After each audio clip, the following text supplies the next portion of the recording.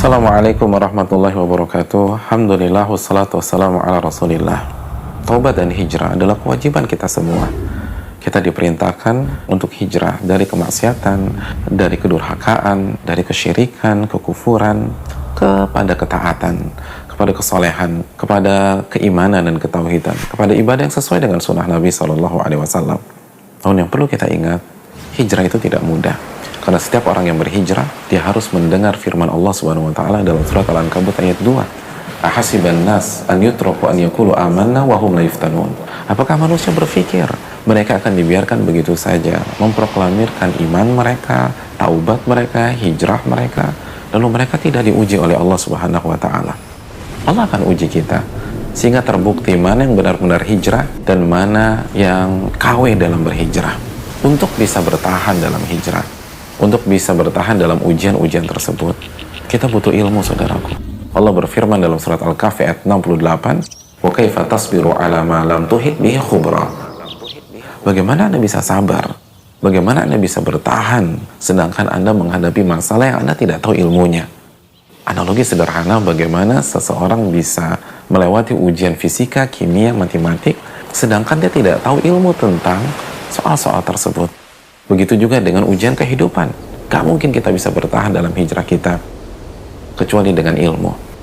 Tapi ada sebuah pertanyaan.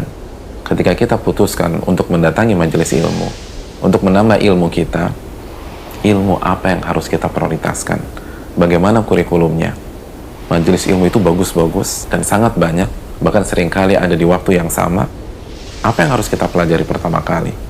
Saudaraku yang dirahmati oleh Allah Subhanahu wa taala, Al-Imam Ibnu Mubarak, seorang ulama besar, nama yang tidak asing lagi di dunia ilmu. Beliau memberikan jawabannya kepada kita, kepada orang-orang yang baru hijrah. Beliau mengatakan, "Kanu yatlubuna al-adab al-qabla al-ilm."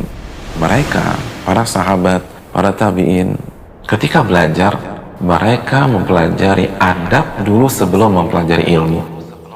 Mereka mempelajari adab dan akhlak sebelum mereka mempelajari masalah-masalah ilmiah yang pelik, masalah-masalah ilmiah yang besar dan panjang. Mereka mempelajari adab. Adab kepada Allah Subhanahu wa taala, adab kepada Rasulullah SAW, adab kepada sesama umat Islam, adab kepada manusia. Mereka mempelajari itu semua sehingga mereka sukses. Mereka jadi imam. Mereka bukan hanya menguasai ilmu secara teori, namun mereka menjadi teladan-teladan di dalam kehidupan keseharian mereka. Di samping kita belajar ilmu akidah, kita belajar iman, kita belajar ibadah-ibadah wajib keseharian seperti sholat 5 waktu.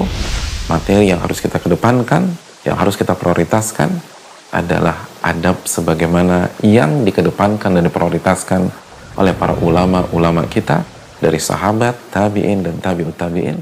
Assalamualaikum warahmatullahi wabarakatuh.